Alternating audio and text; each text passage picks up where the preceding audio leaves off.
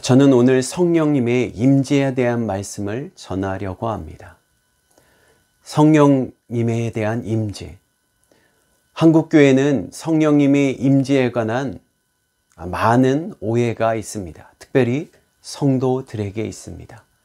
그것은 바로 성령의 임재를 간구하며 기도하는 것, 간절히 구하는 것이 마치 지나치게 신앙생활하는 표현이 그렇지만 광신도인 것 같은 오해를 사고 있기 때문입니다. 이는 한국교회 내에 소위 성령운동을 이끄는 분들의 많은 잘못된 모습과 그들이 성령의 충만함과 임재를 구하지만 삶 가운데 잘못된 모습을 통해서 많은 오해를 샀기 때문입니다. 나아가 이러한 오해는 성령 임재에 대한 거부감과 회피로 나타나며 마치 특정 교단의 소유물인 양 그렇게 비춰주고 있다라는 사실입니다. 그렇지만 성령님의 임재는 믿는 자에게 임하는 주님의 약속이며 부활하신 주님께서 믿는 자 제자들에게 굳건한 사역을 감당하는 가운데 주시는 약속의 말씀이기 때문입니다. 우리가 잘 아는 사도행전 1장 8절을 통해서 오직 성령이 너에게 임하시면 너희가 권능을 받고 이 권능으로 예루살렘과 유다와 온 땅끝까지 이르러 복음을 증거하는 사역자가 될 것을 분명히 말씀하시며 제자들에게 이를 기다리라고 하였다라는 것입니다. 저는 오늘 말씀을 통해 다시 한번 성령님의 임재에 대한 분명한 말씀을 통해서 듣고 성령의 인도한 삶의 모습을 사모하며 믿음을 굳건히 세우는 시간이 되시기를 축복합니다. 오늘 본문 말씀은 사도 바울이 에베소 지역의 복음을 전하는 가운데 어떤 제자들을 만나며 그들에게 질문함을 통해서 시작됩니다. 19장 1절입니다. 아볼로가 고린도에 있을 때 바울이 윗지방으로 다녀 에베소에 와서 어떤 제자들을 만나 그리고 그들에게 이러한 질문합니다. 2절 이르되 너희가 믿을 때 성령을 받았느냐. 너희가 믿을 때 주님의 제자로 세워지는 가운데 성령을 받았느냐라고 질문하고 있습니다. 이 질문에 그들은 놀라운 대답을 하죠. 그것은 아니라 2절에 우리는 성령의 계심도 듣지 못하였노라 라고 말씀합니다. 이는 참으로 깜짝 놀랄 대답이었습니다. 그들은 성령의 세례 자체를 들어본 적이 없다라고 했기 때문입니다. 이에 사도 바울은 그들이 받은 세례가 무엇인지 물어봅니다. 바로 3절 말씀입니다. 바울이 이르되 그러면 너희가 무슨 세례를 받았느냐? 그들이 대답하되 요한의 세례니라 라고 말씀합니다. 세례 요한은 자신의 세례에 대해 이렇게 고백하였습니다. 마태복음 4장 11절에 나는 너희로 회개케 하기 위하여 물로 세례를 베풀거니와 내 뒤에 오시는 이는 나보다 능력이 많으시니 나는 그의 신을 들기도 감당하지 못하겠노라. 그는 성령과 불로 너희에게 세례를 베풀 것이요. 세례 요한의 세례는 회개케 하기 위해 물로 세례를 베푸는 것이었습니다. 광야에 있는 세례 요한의 이러한 세례 회개의 선포의 말씀에 수많은 사람들이 그 광야로 찾아옵니다. 심지어 비판적이며 위선적이었던 당시 지도자들조차 그의 앞에 나와 회개의 세례를 받게 됩니다. 또한 당시의 폭력을 당연하게 여겼던 로마 군인들, 지배국인 속국인 이스라엘 사람들에게 폭행과 강포를 당연히 여기던 그들이 우리가 어찌 해야 되겠습니까? 라고 그 앞에 나와 질문하고 회개하였다는 것입니다. 참으로 놀라운 일이고 그의 회개가 얼마나 강력한지를 보여주고 있습니다.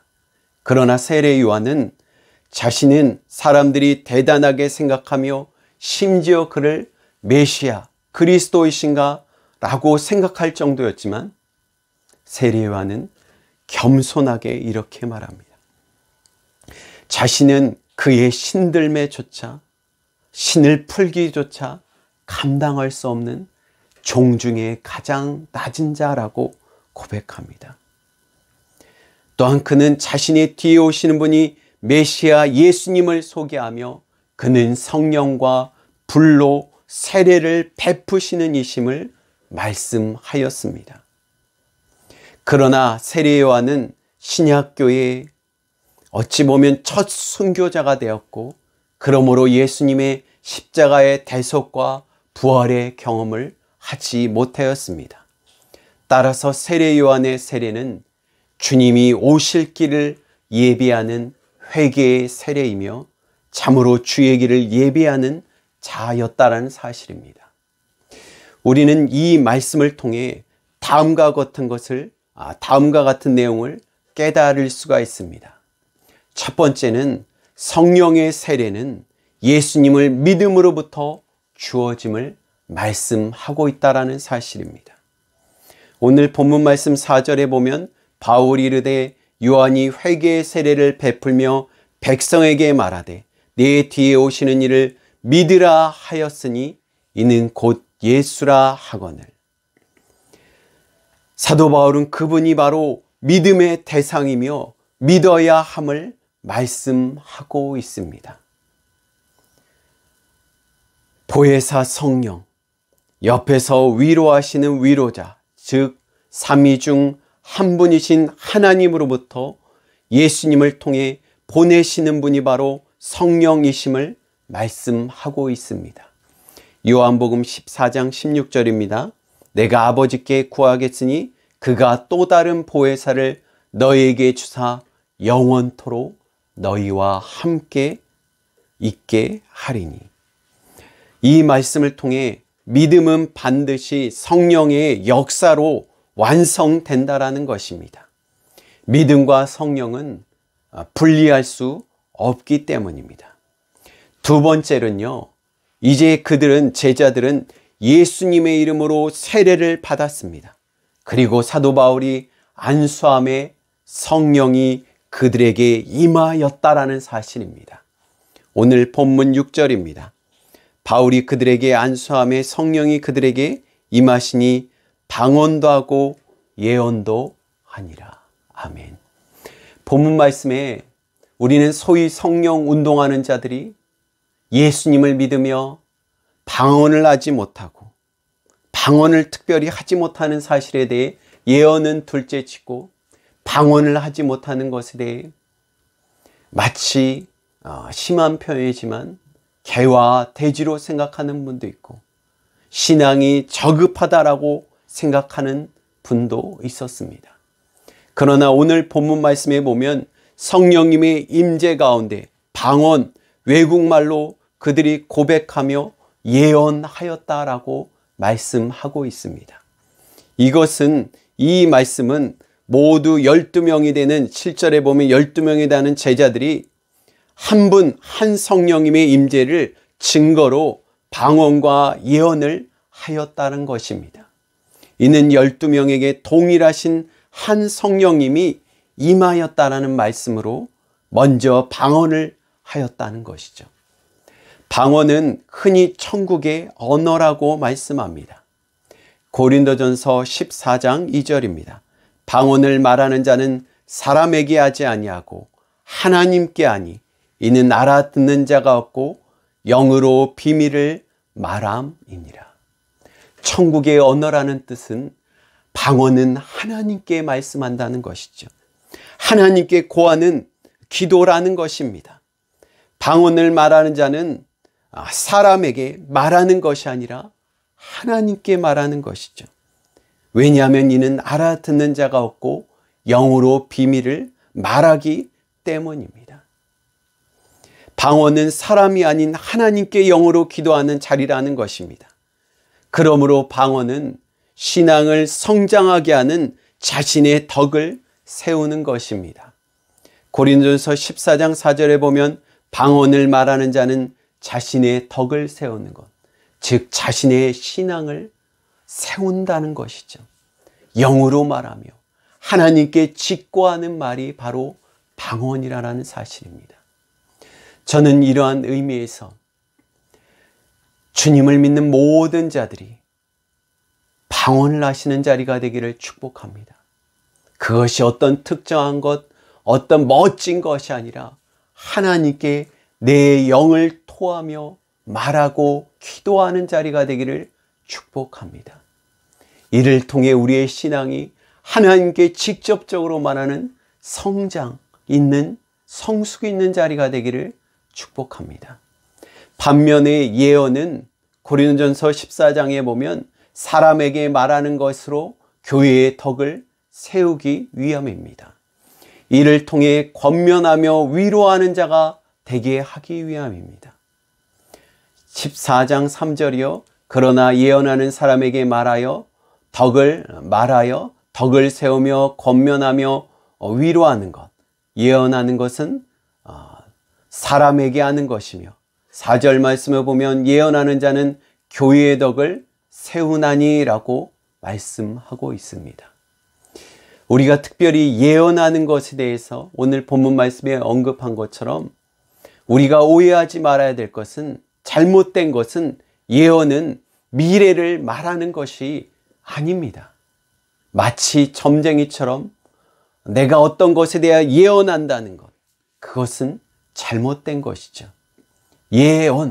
예언자들, 그들은 철저하게 하나님의 말씀을 전하는 통로였습니다. 예언한 자들은 하나님의 말씀을 그대로 전하는 자리랐다는, 그 자리로 나갔다는 사실입니다. 이를 통해 교회의 하나님 말씀으로 교회를 든든히 세워 나갔다는 것이죠. 그래서 예언은 오늘날 하나님의 말씀을 전하는 설교의 말씀입니다. 새해를 맞아 우리는 이 사실을 기억해야 될 것입니다. 그것은 우리는 예수님을 믿으며 성령의 세례를 받은 자라는 사실입니다. 지금까지 사도행전 설교 말씀을 통해 고넬료의 가정에 주 예수 그리스도의 복음을 증거하며 십자가의 죽으심과 부활을 증거하는 가운데 성령이 그들에게, 이방인인 고넬료 가정에게 임함을 통해서 그들이 사도들이 세례줌을 주저하지 않고, 베드로가 세례줌을 주저하지 않고 놀랐다는 것이죠. 예수님을 믿는 자에게 성령의 세례는 이미 임하며 받은 자이라는 사실입니다. 그리스도인은 하나님의 영, 그리스도의 영이신 성령이 거하는 자라는 사실입니다. 로마서 8장 9절에 만일 너희 속에 하나님의 영이 거하시면 너희가 육신에 있지 아니하니 영에 있나니 누구든지 그리스도의 영이 없으면 그리스도의 사람이 아니니라. 그러므로 그리스도인은 다시 성령의 임재를 구하는 것이 아니라 다시 성령의 충만한 자리가 되기를 구하는 자 되기를 축복합니다. 오순절 성령 강림 후 사도 베드로는 성령에 충만하여 자신을 박해하는 관원들 앞에 이전에 회피하며 자신이 죽을까 봐 예수님을 부인하던 베드로가 성령에 충만하여 자신의 모든 생명을 내놓고 관원들 앞에 담대하게 복음을 증거합니다. 심지어 이 예수 그리스도를 죽인 자가 바로, 십자가에 죽인 자가 바로 당신들입니다라고 직접적으로 선언하였다는 것입니다. 사도행전 2장 4절입니다. 이에 베드로가 성령이 충만하여, 바울도 역시 사역을 감당하는 가운데 주의 말씀을 전하는 가운데 성령이 충만하여 전하였다라는 사실입니다. 사도행전 13장 9절입니다. 바울이라고 하는 사울이 성령이 충만하여. 성령이 충만할 때 우리는 육신의 생각을 버리고 하나님의 뜻대로 살아갈 힘을 얻습니다. 다시 말해 성령의 철저하신 이끌림과 지배하심으로 신앙생활을 힘있게 기쁘게 감당할 수 있다라는 사실입니다. 아마 성령 충만을 말씀드린다면 밤새도록 말씀할 것입니다. 이제 말씀의 기회가 있는 가운데 추후에 더 자세히 말씀을 전하려고 합니다. 말씀을 정리합니다. 세례 요한의 세례는 철저하게 회개의 세례였습니다. 철저하게 주님의 오심을 맞이하며 회개케 하는 세례였습니다. 이는 죄가 하나님과 함께하지 못하기 때문입니다. 그 말씀이 얼마나 무서운지 세례 요한은 주님의 타작마당에 선 주인으로, 주님께서 타작마당에 선 주인으로 퀴즈를 하시는데 알곡과 쭉정이를 퀴즈를 하셔서 쭉정이는 꺼지지 않는 불에 태워버리신다라는 것이죠. 그러나 좋은 열매를 맺지 않는 나무를 도끼로 찍어버리는 심판의 메시아를 마태복음 4장 10절에서 12절에 말씀하고 있습니다. 서두에 언급드린 것처럼 세례 요한의 순교로 그는 주님의 십자가의 속죄와 구속과 역사 성령의 세례를 경험치 못하였기 때문이죠. 그러나 주님은 심판과 두려움의 주님이 아닌가, 낮아짐과 섬김으로, 그 섬김은 십자가에 못나고 죄가 많고 매 순간순간 변덕스러운 우리의 신앙의 모습, 신앙의 참으로 밑바닥을 보이고 있는 이 코로나 상황 가운데도, 그러한 모습 가운데도 그 모든 것을 아시면서 주님은 십자가에 우리를 대신해 죽으시고 부활하셔서 그 모든 믿는 자에게 이제 우리 안에 영원히 거하시는 성령님을 부어주셨다는 사실입니다. 진리의 영이신 성령이 충만할 때 우리는 비로소 신앙이 넘어지는 생활의 세세한 순간순간마다 일으킴을 받고 자유로워질 수 있다는 사실입니다. 저는 예수님을 믿으며 표현이 그렇지만 억지로 끌려가듯 신앙생활하는 것, 지옥에 대한 심판에 대한 무시무시한 그 사건 때문에, 두려움 때문에 믿는 것, 네, 그것도 죄에 대해서 끊을 수 있는 가장 놀라운, 그것도 좋은 신앙이지만 그것보다 더 성숙한 신앙은 아버지 하나님의 마음을 아는 것이죠. 주님이 세상을 이처럼 사랑하사 독생자를 주신 것은 세상으로 멸망케 하려는 것이 아니라 오히려 예수 그리스도를 믿고 주님께 돌아오게 하길 원한다는 사실입니다. 진리의 말씀을 붙들고도 자유롭지 않는 신앙.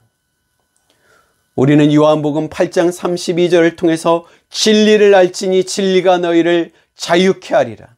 요한복음 14장 17절 그는 진리의 영이라 라고 말씀하고 있습니다. 우리 안에 성령님이 거하시지만 우리는 신앙생활하는 가운데 너무 두려워 떨며 하고 있지 않습니까? 진리가 아니라 오히려 속박당하며 잡혀있는 신앙생활을 하고 있지 않습니까? 주님은 마음과 힘과 뜻과 모든 것을 다하여 주님을 사랑하기를 원하셨다라고 말씀하셨습니다. 죽은 제사가 아니라, 하는 척하는 신앙이 아니라, 마치 한 문화 한 달란트 받은 자처럼 주님이 두려워 주인의 뜻을 알지 못하며 땅에 묻어버리는 어리석은 종과 같이 그런 신앙생활이 우리의 모습이 아닙니까? 주님께서 오신 것은 양으로 생명을 얻게 하고, 요한복음 10장 10절에 양으로 생명을 얻게 하고 더 풍성히 누리게 하려 함이라. 이 풍성히 누리는 은혜, 자유함을 누리게 하는 은혜는 바로 성령의 충만함에서 할 수 있다라는 사실입니다.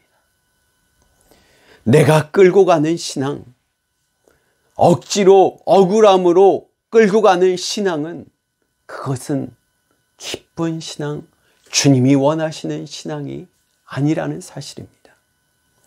신앙, 믿음은 철저하게 하나님 성령이 이끌어 가신다는 사실입니다. 새해를 맞아 우리의 신앙 생활 가운데, 믿음 생활 가운데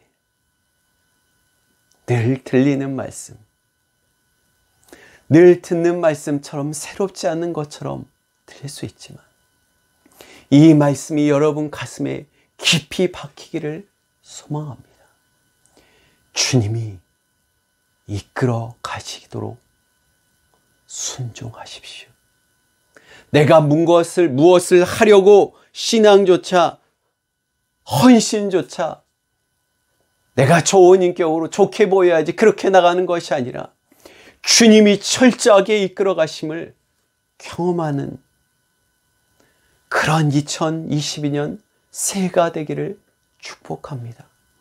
성령의 충만한 자, 주님의 이끌림에 내 모든 것을 맡기며 주님의 이끌어 가심이 가장 기쁜 것을 알고 정말 진리 안에서 자유를 누리며 신앙의 풍성함을 누리는 것, 주님이 철저하게 이끌어가는 성령 충만한 자입니다. 기쁜 신앙생활, 주님께 철저하게 내려놓으시고 주님이 정말로 움직이라고 할 때, 주님이 말씀하시는 성령님 안에서 성령 충만한 가운데 이끄심에 철저하게 순종해서 내가 이끄는 신앙, 우리는 알잖아요. 주님이 100% 다스리는 신앙, 그것이 얼마나 기쁜지. 로마서 8장 27절에 보면 성령이 우리의 연약함을 아시고 말할 수 없는 탄식으로 우리를 인하여 억지로 기도하는 것이 아니라 친히 간구하며 기쁘게 하신다는 것. 로마서 8장 26절입니다. 이와 같이 성령도 우리의 연약함을 도우시나니 우리는 마땅히 기도할 바를 알지 못하지만 오직 성령이 말할 수 없는 탄식으로 우리를 위하여 친히 간구하신다.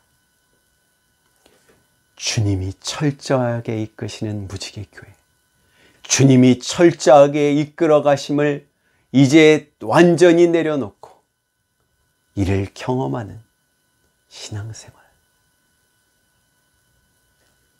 2022년 새해 진리가 너희를 자유케 하리니 진리에 여기신 성령 충만함이 여러분과 저를 자유케 하며 풍성한 은혜를 경험하는, 그래서 모든 일에 하나님께서 하셨다고, 내가 한 게 아무것도 없다고, 믿음조차 내 것이 아니라고 기쁘게 고백하는 우리의 삶과 신앙의 삶이 되기를 다시 한번 주님의 이름으로 축복합니다. 아멘.